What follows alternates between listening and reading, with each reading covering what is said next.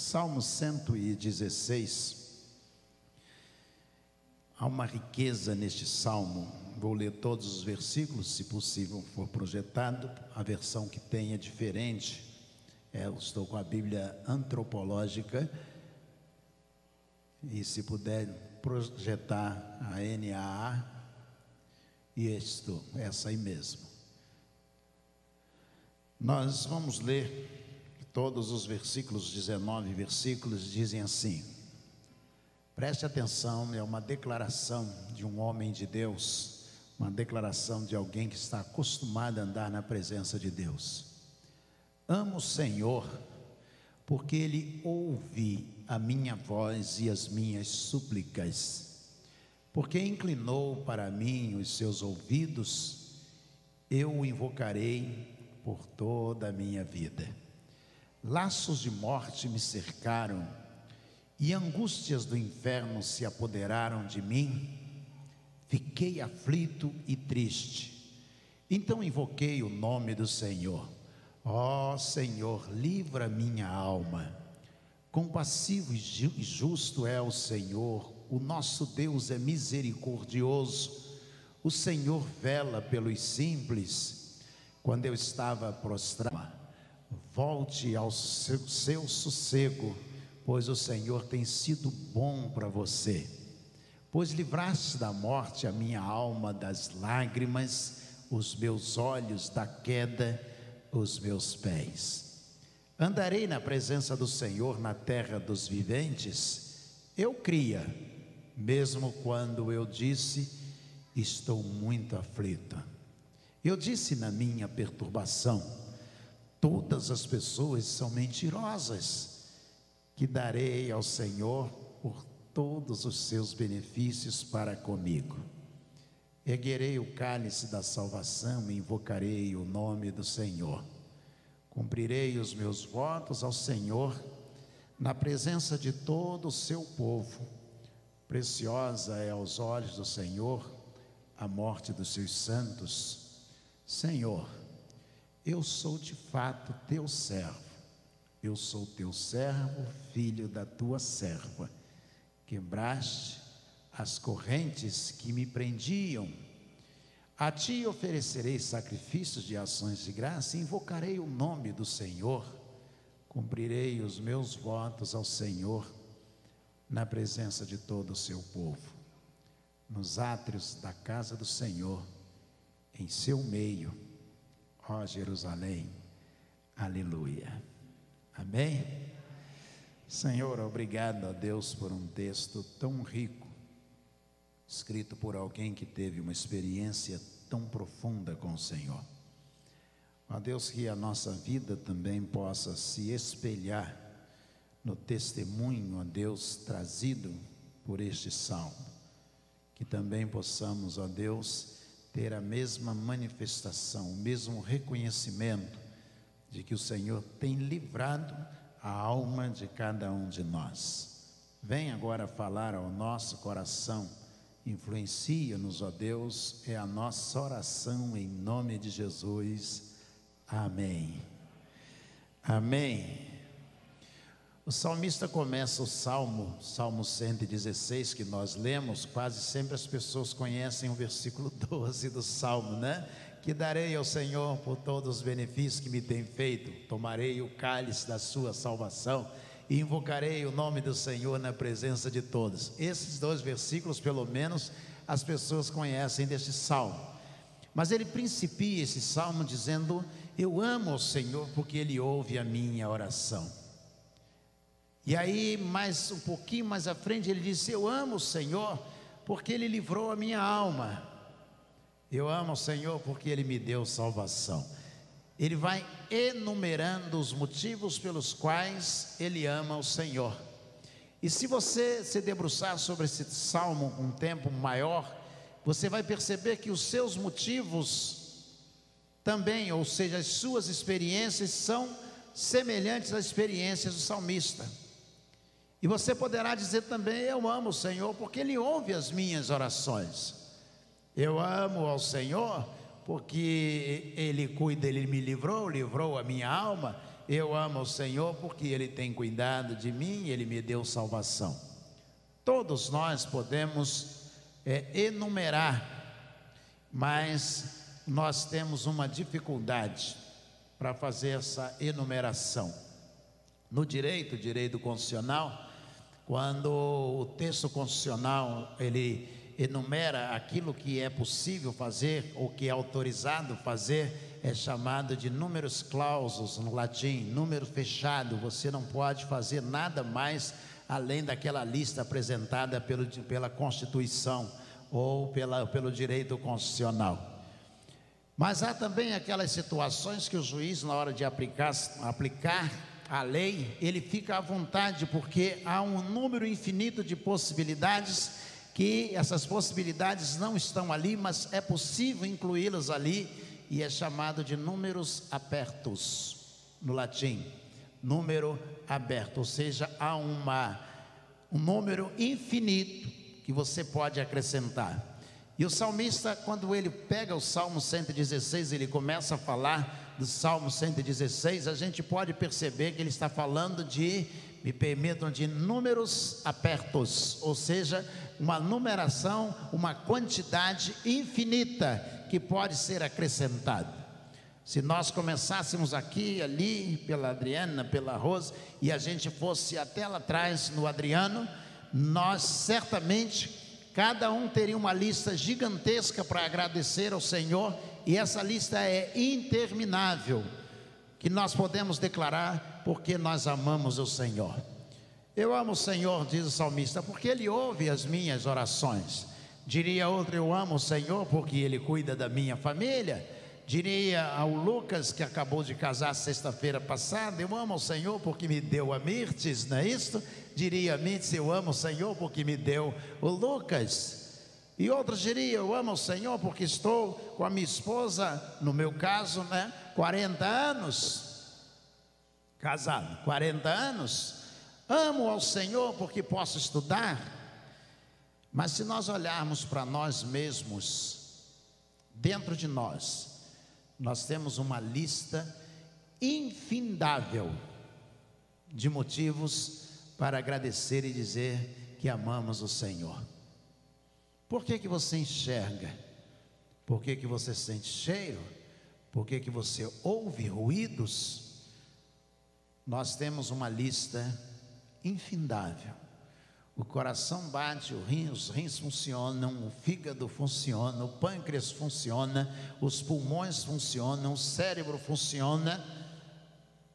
Nós temos uma lista infindável para agradecer ao Senhor.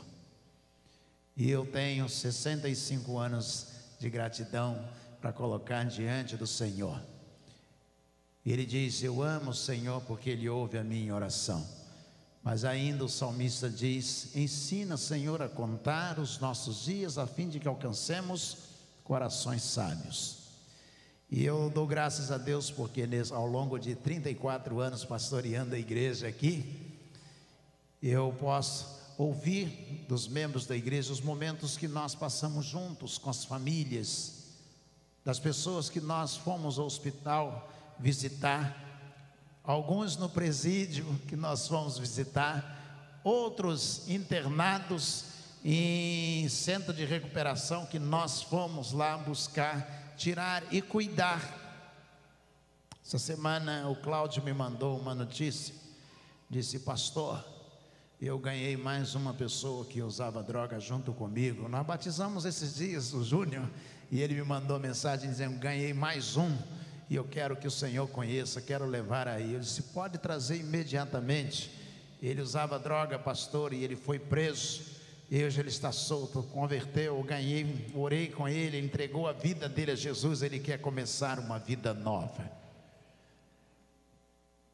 A gente tem que agradecer a Deus pela instrumentalidade da vida de cada um de nós. Porque o que é importante é chegar ao final da sua jornada. Eu não sei quando a minha vai findar e também não sei quando a sua vai findar, mas é chegar ao final da nossa jornada, olhar para trás e dizer, Senhor, valeu a pena. E as pessoas que estiverem ao redor possam olhar para você e dizer, valeu a pena. E o salmista está dizendo: o que eu vou fazer para agradecer a Deus? Tanta coisa. O inimigo que se levantou, ele fez cair, ele me deu saúde, me deu vida, ele me abençoou. O salmista está trazendo aqui uma quantidade infindável.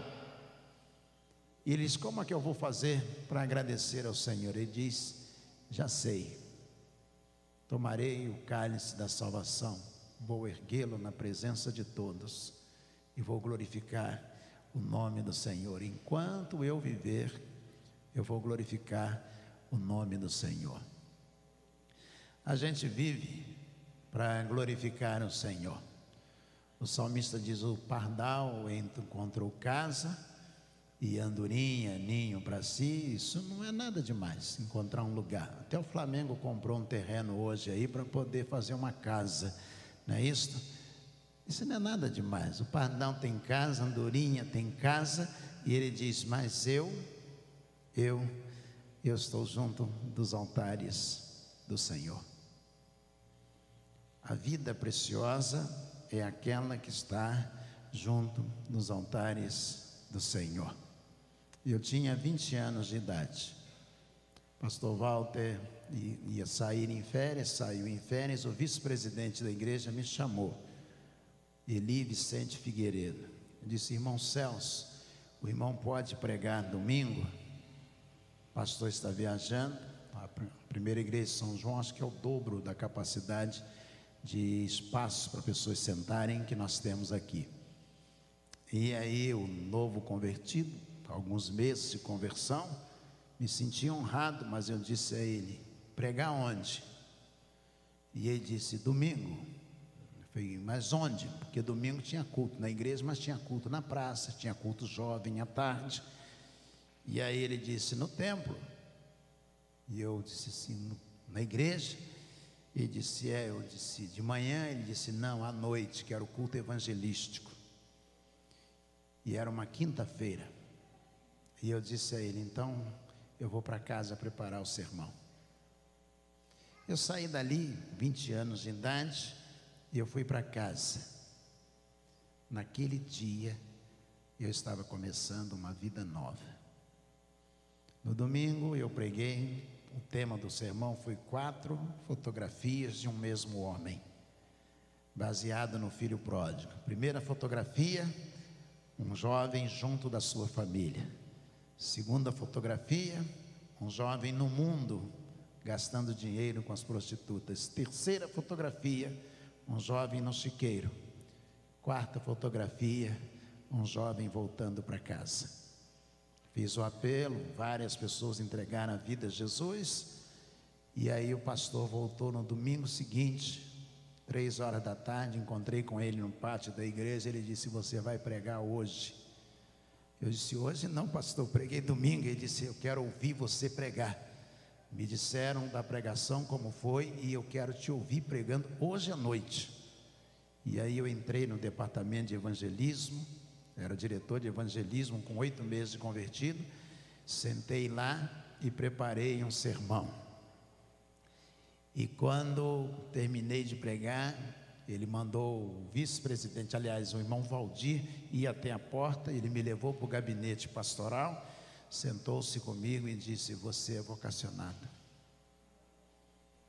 E eu olhei para ele assim e falei: Deus separou você para pastorear. Eu olhei para ele e disse: Deus me livre, pastor. Eu quero ser engenheiro, fazia faculdade de engenharia. Eu não quero ser pastor de jeito nenhum. E ele disse: irmão, mas Deus habilitou você. Você tem o dom da palavra, você é novo convertido, olha o que Deus está fazendo. Eu disse para ele: não, eu não quero não. Ele disse: então vamos fazer o seguinte, nós não vamos mais conversar sobre isto. Nós vamos orar, eu e você vamos orar.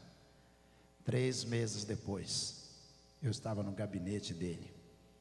E eu disse: pastor, o senhor, aquela carta que o senhor disse que me daria para eu ir para o seminário, ainda está de pé? E ele riu e disse: eu falei que eu ia orar, não falei? Ele disse: está sim. E ali a vida começou a mudar.